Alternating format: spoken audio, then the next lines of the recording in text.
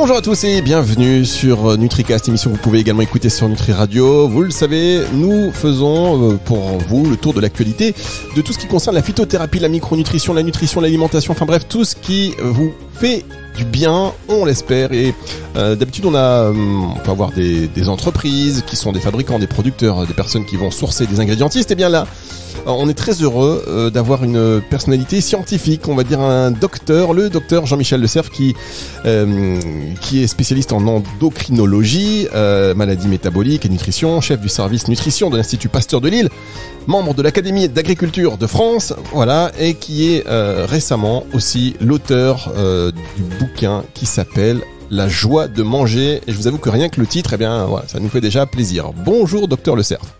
Bonjour, je suis très content d'être avec vous. Effectivement, la joie de manger, ça donne envie. On a envie de se mettre à table et ça fait partie des plaisirs de la vie.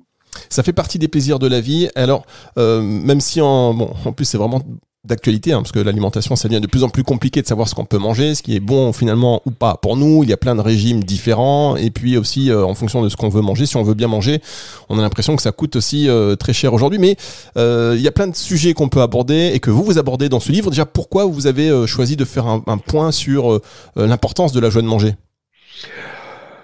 Parce que c'est tellement important pour nous, l'alimentation, c'est un acte très quotidien, mais c'est aussi un acte vital, et pourtant il est banalisé, il est banal parce qu'il est tellement fréquent, qu'on finit par oublier son importance et puis toute sa signification. En fait, quand on mange, ça sert bien sûr à nous nourrir, mais ça ne sert pas uniquement à nous nourrir. Manger a des fonctions autres, notamment réjouir et réunir.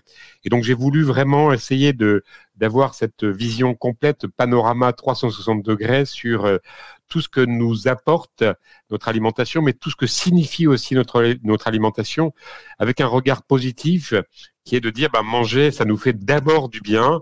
Manger, ça sert bien sûr à entretenir son corps, mais manger, ça sert aussi à fournir du plaisir qui lui-même est bon pour l'acte alimentaire, et puis ça nous permet aussi de nous rencontrer et de partager. Et donc c'est toutes ces dimensions-là que j'ai voulu aborder pour redire que manger nous fait du bien et avoir un regard positif par rapport à tous ces discours compliqués, complexes, contradictoires, négatifs sur l'alimentation. J'ai un regard aussi sur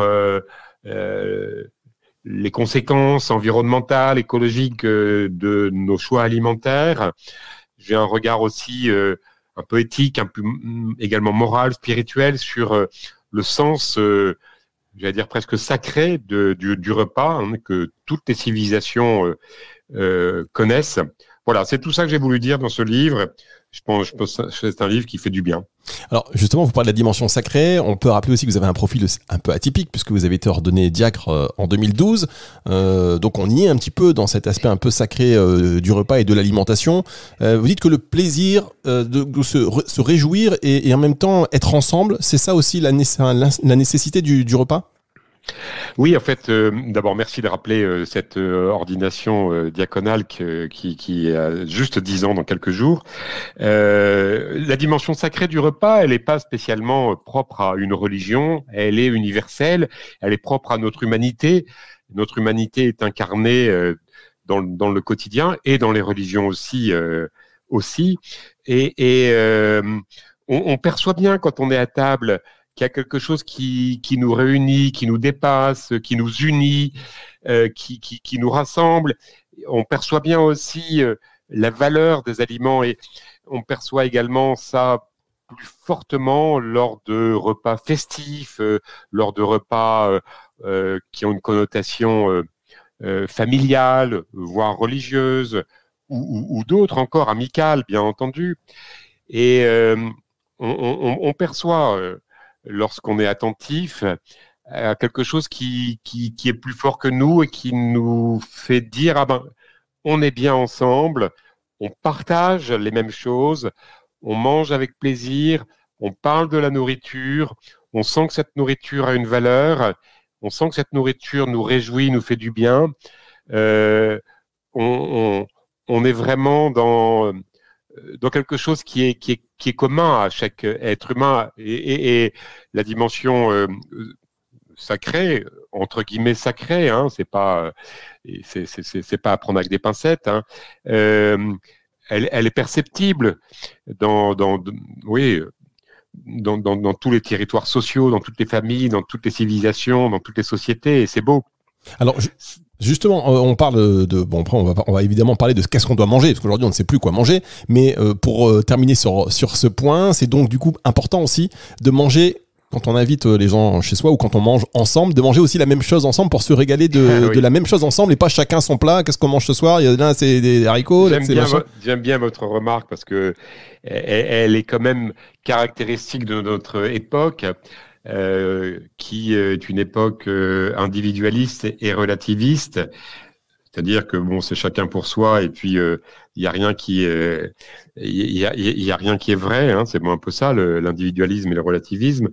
Et à table, j'allais dire théoriquement, bien, on partage la même chose.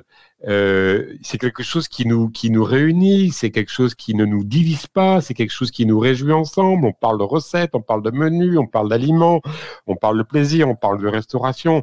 On est sur la même longueur d'onde en quelque sorte. Et depuis quelques années, on sent que l'alimentation devient source de conflits, de divisions, de séparation, d'opposition, parce que précisément, il y en a qui disent faut pas manger ci, faut pas manger ça, c'est dangereux, tu vois pas, qu'est-ce que ça peut faire? Et puis on est empoisonné, et puis enfin voilà, toutes sortes de choses qui font que on perd un peu quand même cette dimension tellement humaine, et je disais tout à l'heure, parfois presque sacrée, avec beaucoup de nuances sur ce terme, quand même. Et ça, c'est un peu dommage parce que manger sert, bien sûr, je le répète, à nous apporter des nutriments, mais manger sert aussi à parler. Manger sert à échanger. Manger, ça sert à avoir ces moments de convivialité. Et si le repas devient source de division, de conflit, c'est un peu dommage. Je crois qu'on a un effort à faire pour garder cette communion autour de l'acte alimentaire. Alors bien sûr, on a le droit d'avoir des régimes particuliers, des préférences particulières, mais peut-être faut-il être attentif à ce que ça soit pas de ce fait-là un repoussoir pour les repas familiaux et les repas conviviaux. Oui, vous avez parfaitement raison. Alors, quel régime adopter? Peut-être on peut y revenir de petites secondes, puisque dans votre livre, vous abordez ces questions-là. Que penser du véganisme, par exemple? Est-ce qu'on doit continuer à manger de la viande? Quel est votre regard là-dessus, docteur? Alors, d'abord, je dirais l'homme est intrinsèquement omnivore, donc l'omnivorisme, c'est une condition humaine universelle et c'est une nécessité. C'est-à-dire que comme il n'y a pas d'aliment parfait, il faut qu'on mange de tout et il n'y a pas d'aliment qui soit a priori toxique ou dangereux pour l'homme, sauf si l'aliment est lui-même altéré, pourri, abîmé. Voilà, donc on est omnivore et cette nécessité nous conduit à ne pas exclure des aliments. Mais pour des raisons qui peuvent être personnelles, médicales, mais aussi pour certains éthiques, un certain nombre vont dire moi je ne veux plus manger de produits carnés. On parle de végétariens. D'autres vont dire moi je ne veux plus manger de produits animaux. On parle de végétalien ou de vegan. C'est tout à fait respectable. Il ne s'agit pas d'imposer non plus aux autres notre alimentation, pas plus que les autres ne doivent nous imposer la leur. Je pense qu'il y a un grand respect à avoir pour l'alimentation des autres, pour les cultures des autres. C'est essentiel. Voilà, parce qu'il y a une très grande diversité. Donc, premièrement, avoir beaucoup de respect pour l'alimentation des autres, même si elle ne nous ressemble pas. Maintenant, sur le plan purement nutritionnel, l'alimentation végétarienne a beaucoup d'atouts, sans aucun doute, parce qu'elle est associée plutôt à des bénéfices pour la santé. Elle est cependant pas parfaite. C'est pas forcément le mode alimentaire parfait. Il y a des petits déficits qui peuvent survenir. Et donc, moi, j'opterais plutôt pour une alimentation plus omnivore, moins carnée, mais qui n'exclut rien. Ça, c'est ma conviction sur le plan nutritionnel. L'alimentation végétalienne, elle est un peu plus poussée dans le sens de l'exclusion, puisqu'on va également supprimer les œufs, les produits laitiers, et bien sûr, on aura supprimé la viande et le poisson. Elle entraîne des risques importants de déficit, voire des risques très importants de carence en vitamine B12. C'est pas un mode alimentaire que je recommande, mais on peut bien sûr adopter des menus sans viande, voire des menus véganes de façon régulière, occasionnelle, au rythme que l'on veut, sans que ça soit problématique. Il faut être très attentif, par contre, à ce type d'alimentation dans des populations qui doivent vraiment être très, très, très vigilantes sur l'équilibre alimentaire, les femmes enceintes, les femmes allaitantes, les enfants en croissance, les adolescents, les personnes âgées, etc. Donc, voilà, je mettrais beaucoup de bémols. Alors, maintenant, manger de la viande en excès, personne ne le recommande plus aujourd'hui. En manger occasionnellement, il n'y a pas d'inconvénient pour la santé. Certains vont trouver, pour des raisons respectables, qu'ils ne souhaitent pas manger de la viande. Voilà, je n'ai rien à dire là-dessus, même si je pense que la bientraitance animale est quand même quelque chose qui est de plus en plus une réalité. Et même si je pense également, et je développe dans le livre, que l'élevage est une bonne chose, y compris pour notre environnement, à condition qu'il soit conduit de façon adéquate. Mais il y a beaucoup de travaux qui montrent l'utilité de maintenir l'élevage, le pâturage, notamment des ovins et des bovins et des caprins. Donc voilà, pourquoi pas adopter de temps en temps des menus végétariens. Je l'avais proposé en 1984 lors de mon premier livre, Manger autrement, où je proposais de manger végétarien assez souvent, sans exclure aucun autre aliment. Bien, en tout cas, vous êtes assez ouvert finalement, et assez tolérant. Chacun, effectivement, c'est une question de modération et d'équilibre. On va marquer une pause et on se retrouve dans un tout petit instant pour la suite de cette émission avec vous, Jean-Michel Le Cerf. Merci.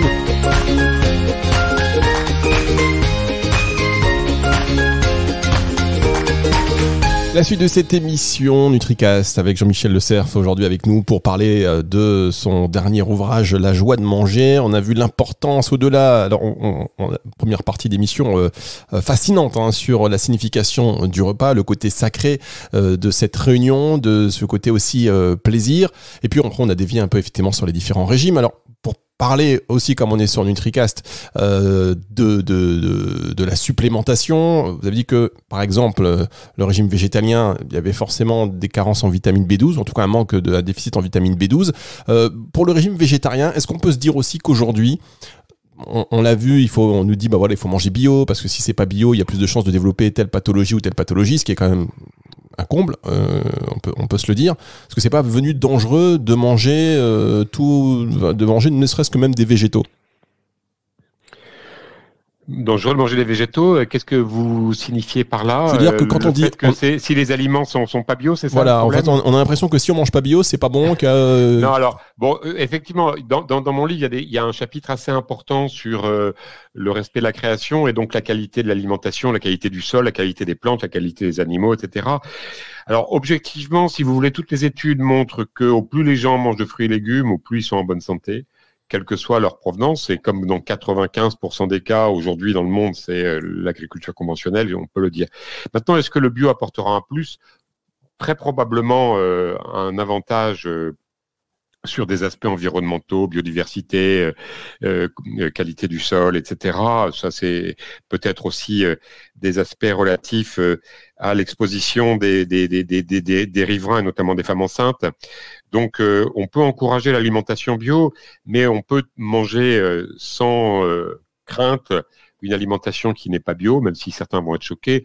Aujourd'hui, si vous voulez, les études qui sont faites par l'Agence européenne de sécurité sanitaire des aliments montrent que dans 98% des cas, on est très, très, très en dessous des limites maximales de résidus qui sont établies par les autorités, voilà, même si tout ceci peut encore évoluer, hein, il faut savoir que en science, la vérité est évolutive, c'est normal, hein, sinon on n'est pas des scientifiques, hein, on n'a jamais tout acquis.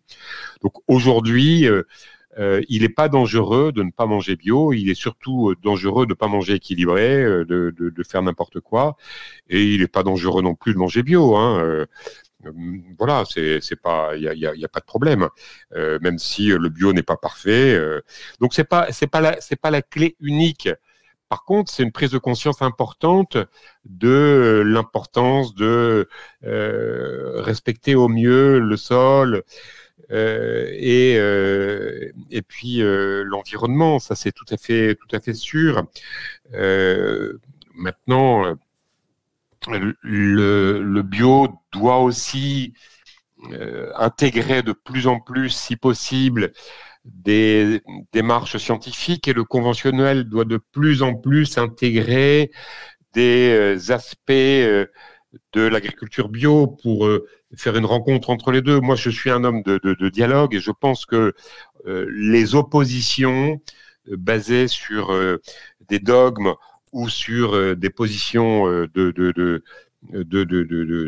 j'allais dire de conflit, des positions d'opposition, ne sont pas bonnes. Il faut des confrontations intelligentes, d'hommes de bonne volonté, et manifestement, on va plutôt vers cette approche-là. Elle me semble bonne. Il y a des bonnes choses du côté du bio, il y a aussi des aspects tout à fait importants sur le point de vue du conventionnel, parce qu'il faut aussi produire suffisamment avec les surfaces que nous avons. On sait que si on produisait tout en bio, il faudrait augmenter les surfaces agricoles d'environ 30% dans le monde.